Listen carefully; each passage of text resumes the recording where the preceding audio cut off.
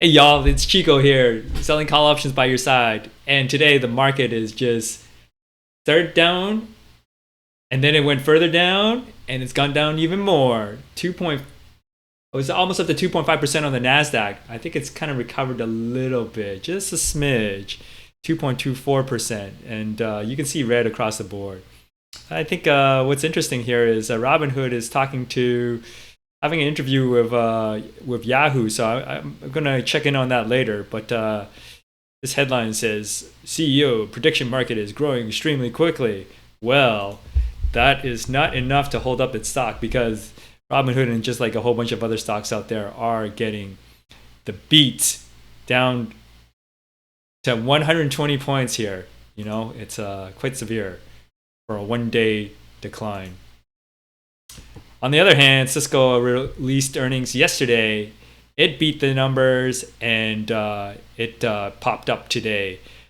I skimmed through the transcript. I think it's kind of okay. You know, the AI related business for them for AI infrastructure is okay, and it's actually carrying the stock.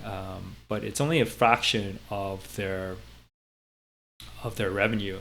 I think they said in 2026 their anticipated revenue is only 3 billion, and previous to that, 2025 is 1 billion, and that's on the back end. Aside from that, everything else is growing in, like, I think one analyst mentioned it was like about 3.5%. So not exactly the hottest number, but Cisco is kind of like this big giant that has a relatively stable price, and today it's having its day. All right, let's move on to Thinkorswim platform on our demo portfolio. Yeah, we sold the contract for AMD yesterday, and AMD is down now, just like the rest of the stocks.